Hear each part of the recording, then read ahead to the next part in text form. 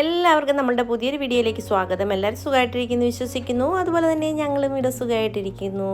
അപ്പോൾ നമ്മൾ ഇന്ന് ഉച്ചയ്ക്കുള്ള ഒരുക്കങ്ങളാണ്, ഊണിനുള്ള ഒരുക്കങ്ങളാണ് കാണിക്കുന്നത്. അപ്പോൾ രാവിലത്തെ കാപ്പികുടി ഇടിയപ്പവും മുട്ടക്കറിയായിരുന്നു. അത് കഴിച്ചതിന് ശേഷം പിന്നെ നമ്മൾ ഉച്ചയ്ക്കത്തേക്കിനുള്ളത് ഉണ്ടാക്കുവാണേ. അപ്പോൾ ചോറ് ഞാൻ അരി കഴുകി അടുപ്പത്തിട്ടിട്ടുണ്ട്, വേവാനായിട്ട് ഗ്യാസ് വെച്ചിട്ടുണ്ട്. ഇനി നമുക്ക് കറികളൊക്കെ ഒന്ന് റെഡിയാക്കി എടുക്കണം. അപ്പോൾ നമ്മളിന്ന് മുളകിട്ട മീൻകറിയാണ് ഉണ്ടാക്കാൻ പോകുന്നത്. അതിനിടയ്ക്ക് കഞ്ഞി തിളച്ചപ്പോൾ ഞാൻ ആ മൂടി ഒന്ന് മാറ്റി കൊടുത്തതാണ്. അപ്പോൾ അല്ലെങ്കിൽ ഗ്യാസ് മുഴുവൻ തിളച്ച് വീഴുമല്ലോ. ഇനി മീൻകറിക്കായിട്ട് ഞാനിവിടെ പുളി വെള്ളത്തിയിട്ട് വെച്ചിട്ടുണ്ട്. അതുപോലെ തന്നെ ഇഞ്ചിയും വെളുത്തുള്ളിയും പച്ചമുളകുമാണ് എടുത്തിരിക്കുന്നത്. ഇഞ്ചി ഒരു ചെറിയ കഷ്ണവും ഒരു 5-6 കഷ്ണം വെളുത്തുള്ളിയും അതുപോലെ തന്നെ 2-3 പച്ചമുളകുമാണ് എടുത്തിരിക്കുന്നത്. അപ്പോൾ അതിന് ശേഷം നമ്മൾ ചീനച്ചട്ടി വെച്ച് കൊടുത്തിട്ടുണ്ട്. ഇനി ഇതിലേക്ക് നമ്മൾ മുളകെല്ലാം മൂപ്പിച്ചെടുത്തിട്ട് ഇഞ്ചിയും വെളുത്തുള്ളിയെല്ലാം ഇട്ട് ഇതെല്ലാം കൂടെ മൂപ്പിച്ച് കുറേ പ്രാവശ്യം ഇതിൻ്റെ വീഡിയോസൊക്കെ ഇട്ടിട്ടുള്ളതാണ്.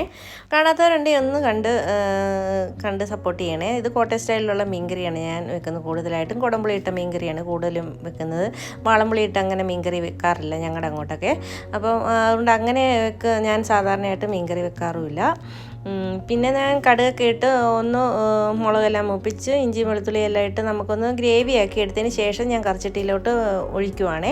കാരണം അല്ലെങ്കിൽ ഇവിടെ ഈ കറിച്ചട്ടി വെച്ച് നമ്മൾ കടുക് വറുത്ത് വരുമ്പോൾ ഭയങ്കര പുകയാണേ. പുക കാരണം നമുക്കിവിടെ അലാറം അടിക്കും. അതുകൊണ്ട് ഞാൻ അങ്ങനെ ചെയ്യത്തില്ല. എപ്പം മീൻകറി വെച്ചാലും ഇതുപോലെ ഞാൻ അരപ്പ് ഇങ്ങനെ മൂപ്പിച്ചെടുത്തിട്ട് കറിച്ചട്ടിയിലോട്ട് ഒഴിച്ച് അങ്ങനെയാണ് ചെയ്യുന്നത് സാധാരണയായിട്ട്. അപ്പോൾ അതാകുമ്പോൾ നമുക്ക് എളുപ്പമാണ്. പിന്നെ ഇവിടെ ഈ അലാറം അടിക്കത്തുമില്ലല്ലോ. അപ്പോൾ എനിക്കൊരു അബദ്ധം പറ്റിയിട്ടുണ്ട്. പണ്ട് ഞാൻ ആദ്യം വന്ന സമയത്ത് ഇതുപോലെ ഒരു പ്രാവശ്യം എന്തോ വറുത്തപ്പോഴത്തേന് ഭയങ്കര പുകയായിപ്പോയി അടുക്കളയിലൊക്കെ. എനിക്കറിയത്തുമില്ലായിരുന്നു ഇങ്ങനെ ഒരു സംഭവം ഉണ്ടെന്ന്. അവസാനം 3-4 പ്രാവശ്യം അലാറം അടിച്ചു കഴിഞ്ഞപ്പം നമ്മുടെ ഈ അലാറം അടിച്ച് കഴിഞ്ഞാൽ പോലീസ് വരും, അങ്ങനെ ഒരു പ്രശ്നമുണ്ട്. അപ്പം ഫയർ അലാം ആയതുകൊണ്ടേ പോലീസ് വരുന്നൊരു പ്രശ്നമുണ്ട്. അതുകൊണ്ട് പിന്നെ ചേട്ടനെ ചേട്ടൻ വിളിച്ച് ഇവിടെ താഴത്തെ സെക്യൂരിറ്റിയോട് പറഞ്ഞ് അലാം ഓഫാക്കി. അങ്ങനെ ഒരു പ്രശ്നമുള്ളതുകൊണ്ട് എനിക്ക് ഭയങ്കര പേടിയാണ് ഈ അലാറം അടിക്കുന്നത്. അത് കാരണം ഞാൻ കറിച്ചട്ടിയിൽ അങ്ങനെ വെക്കാറില്ല. മാക്സിമം ഇവിടെ പുക വരുന്നത് ഒഴിവാക്കിയിട്ടേ എല്ലാ കാര്യങ്ങളും ചെയ്യത്തുള്ളൂ. പിന്നെ ജനലൊന്നും തുറന്നിടാനായിട്ട് പറ്റത്തുമില്ല, പൊടി കാരണമേ. ഒരു ജനലേ ഉള്ളൂ, കുറച്ചൊന്ന് പൊക്കി വെക്കാനേ പറ്റത്തുള്ളൂ. ഒത്തിരി നമ്മുടെ നാട്ടിലെ പോലെ നന്നായിട്ടൊന്നും തുറന്നിടാനായിട്ട് പറ്റത്തില്ല. അതുകൊണ്ട് നമുക്ക് അങ്ങനെ പറ്റത്തില്ലാത്തതുകൊണ്ട് നമ്മളത് തുറന്നിടാറുമില്ല. പിന്നെ മീൻ നമ്മൾ വറ്റയാണ് എടുത്തിരിക്കുന്നത്. കഴിഞ്ഞ ദിവസം മാളിപ്പോയപ്പം വറ്റ മേടിച്ചതാണ്. അപ്പോൾ അതിൻ്റെ ബാലൻസ് ഇരുന്നതാണ്. അതൊന്ന് ഞാൻ കറി വെച്ചേക്കാമെന്ന് വിചാരിച്ച് അപ്പോൾ കഴുകി എടുത്തിട്ടുണ്ട്. ഞാൻ ഇതിനകത്തേക്കാണ് ഒഴിച്ചു കൊടുക്കാൻ പോകുന്നത്. അപ്പം അരപ്പ് തിളച്ച അരപ്പ് തന്നെയാണല്ലോ. അപ്പം ചട്ടിക്കകത്തോട്ട് പിന്നെ നമുക്കൊന്ന് ഒഴിച്ചു കൊടുത്താൽ മതി. പിന്നെ ആവശ്യത്തിനുള്ള വെള്ളവും കൂടെ ചേർത്ത് നമുക്കൊന്ന് കറിയൊന്ന് റെഡിയാക്കി എടുത്താൽ മതിയല്ലോ. അപ്പം കറി റെഡിയാകുന്ന സമയം കൊണ്ട് നമുക്ക് ചോറും റെഡിയാകും. പിന്നെ നമുക്ക് എന്തെങ്കിലും ഒരു തോരനും കൂടെ വെക്കണം. അപ്പോൾ തോരനായിട്ട് ഞാൻ ആലോചിച്ചിട്ടൊന്നും മനസ്സിലോട്ട് പെട്ടെന്നൊന്നും പോകുന്നില്ല. പിന്നെ ഞാൻ തോരൻ ക്യാൻസൽ ചെയ്തു. അതിന് ശേഷം ഞാനൊത്ത് പരിപ്പ് കറി വെക്കാമെന്ന്. പരിപ്പ് തേങ്ങ അരച്ച് കറി വെച്ചാൽ ഇവിടെ ഭയങ്കര ഇഷ്ടമാണ്. അപ്പം മീൻകറിയും പരിപ്പും പിന്നെ ഒരു 2-3 പപ്പടവും കൂടെ വറുത്തെടുക്കാം. അപ്പം ഉച്ചക്കത്തേക്കിനുള്ള കറികൾ അത് മതി. പരിപ്പുണ്ട്, ചേട്ടന് വേറെ ഒന്നും വേണ്ട. മീൻകറിയുടെ ഒന്നും ആവശ്യമില്ല. പിന്നെ ഞാൻ മീൻകറി വെച്ചപ്പം ചാറും കൂടെ വേണമല്ലോ എന്ന് വിചാരിച്ച് ഞാൻ പരിപ്പങ്ങ് റെഡിയാക്കി എടുക്കുവാണേ. അപ്പം പരിപ്പ് റെഡിയാക്കാനായിട്ട് നമ്മൾ പരിപ്പിനകത്തോട്ട് 2-3 പച്ചമുളകും കുറച്ച് കറിവേപ്പിലയും അതുപോലെ തന്നെ ആവശ്യത്തിന് ഉപ്പും വെളിച്ചെണ്ണയും കൂടെ ഒഴിച്ച് കൊടുത്തിട്ടുണ്ട്. അതിന് ശേഷം പരിപ്പിനെ അരച്ചെടുത്തിട്ടുണ്ട്. ഇച്ചിരി ഒരു ചെറിയ കഷ്ണം വെളുത്തുള്ളിയും ചാലും ജീരകവും കൂടെ അരച്ചിട്ടുണ്ട്. വെളുത്തുള്ളി വേണമെങ്കിൽ സ്കിപ്പ് ചെയ്യാം നമുക്ക്. അത് അരച്ചെടുത്തിട്ടുണ്ട്. അതിന് ശേഷം നമ്മുടെ കറി ഇപ്പം നല്ല പരുവായി വന്നിട്ടുണ്ട്. ഇതുപോലെ നമുക്ക് പറ്റി നല്ല ചാറൊക്കെ കുറുകി വന്നിട്ട് ഉപ്പും പുളിയും എല്ലാം കറക്റ്റാണ്. അപ്പോൾ ഇത് നല്ല കപ്പ വേവിച്ചതൊക്കെ ഉണ്ട് അതിൻ്റെ കൂടെ കഴിക്കാൻ സൂപ്പർ കറിയാണ്.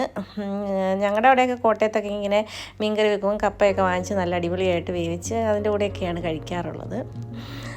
പിന്നെ കറി വാങ്ങിയിട്ട് അടുപ്പത്ത് തന്നെ ഞാൻ പരിപ്പും കൂടെ വെച്ച് അതിനകത്ത് അരപ്പെല്ലാം ചേർത്തു. ഇനി ഇതിലേക്കൊന്ന് കടുക് വറുത്ത് എടുക്കണം. പിന്നെ ഈ അരപ്പ് ചേർത്ത് കഴിഞ്ഞാൽ നന്നായിട്ടൊന്ന് ചൂടാക്കി എടുക്കണം. ചെറുതായിട്ടൊന്ന് തിളച്ചാലും ഒന്നും കുഴപ്പമില്ല. അതിനകത്ത് ഉപ്പ് നോക്കിയപ്പോൾ ഉപ്പ് കുറവുണ്ട്. ആവശ്യത്തിനുള്ള ഉപ്പും കൂടെ ചേർത്ത് കൊടുത്ത് നന്നായിട്ടൊന്ന് മിക്സ് ചെയ്യുന്നുണ്ട്. പിന്നെ ഈ സമയത്ത് ഞാനൊരു 1 ടീസ്പൂണോളം നെയ്യും കൂടെ ഇതിലേക്ക് ചേർത്ത് കൊടുക്കുന്നുണ്ട്. അപ്പം നമ്മുടെ കറിക്കൊരു പ്രത്യേക ടേസ്റ്റാണ്. അപ്പോൾ അതും കൂടെ ഞാൻ ചേർത്ത് കൊടുത്തിട്ടാണ്. പിന്നെ നമ്മൾ വെളിച്ചെണ്ണയിലൊന്ന് കടുക് വറുത്തും കൂടെ ചേർക്കും. അപ്പോൾ നമ്മുടെ സൂപ്പറായിട്ടുള്ള പരിപ്പ് കറി ഇവിടെ റെഡി ആയിട്ടുണ്ട്. ഞങ്ങളുടെ നാട്ടിലൊക്കെ ഞാൻ ഓണത്തിനും വിഷുവിനും ഒക്കെ നമ്മൾ സാധാരണയായിട്ട് ഇങ്ങനത്തെ പരിപ്പ് കറിയാണ് വെക്കുന്നത്. അതുപോലെ തന്നെ ഞങ്ങളുടെ അങ്ങോട്ടൊക്കെ കല്യാണത്തിന് സദ്യക്കൊക്കെ പരിപ്പ് കറി ഇതുപോലത്തെ പരിപ്പ് കറിയാണ് ഉണ്ടാക്കുന്നത്. അതുകൊണ്ട് ഞാൻ എപ്പോഴും ഇതുപോലത്തെ പരിപ്പ് കൊണ്ടുള്ള പരിപ്പ് കറിയാണ് സാധാരണയായിട്ട് വെക്കാറുള്ളത്. അപ്പോൾ വീഡിയോ കണ്ടുകൊണ്ടിരിക്കുന്ന സമയത്ത് നിങ്ങൾക്ക് എൻ്റെ ചാനൽ ഇഷ്ടപ്പെടുകയാണെങ്കിൽ ഒന്ന് സബ്സ്ക്രൈബ് ചെയ്യാനും ലൈക്ക് ചെയ്യാനും ഷെയർ ചെയ്യാനും കമൻറ്റ് ചെയ്യാനും മറന്നു പോകരുത്. അതുപോലെ തന്നെ സബ്സ്ക്രൈബ് ചെയ്യാതെ ആരെങ്കിലും കാണുന്നുണ്ട് പ്ലീസ് ഒന്ന് സബ്സ്ക്രൈബ് ചെയ്ത് സപ്പോർട്ട് ചെയ്യണേ. അപ്പോൾ നമ്മുടെ ചോറും കറികളും എല്ലാം റെഡിയായി, പപ്പടമൊക്കെ വറുത്ത് റെഡിയാക്കി വെച്ചിട്ടുണ്ട്. ഇനി നമുക്ക് ചോറുണ്ടാൽ മതി. പിന്നെ അതിനുശേഷം ഞാൻ അടുക്കളയൊക്കെ ഒന്ന് എല്ലാ പാത്രങ്ങളൊക്കെ ഉണ്ടായിരുന്നു അതെല്ലാം കഴുകി ഒതുക്കി പെറുക്കിയൊക്കെ ഇട്ടു. ഇത്രയൊക്കെ ഉള്ളൂ നമ്മുടെ ഇന്നത്തെ വിശേഷങ്ങൾ. ഇതുപോലുള്ള ചെറിയ ചെറിയ വ്ളോഗ്സും കുക്കിംഗ് വീഡിയോസും ഒക്കെ ആയിട്ട് വരുന്നവരെ എല്ലാവർക്കും താങ്ക് യു.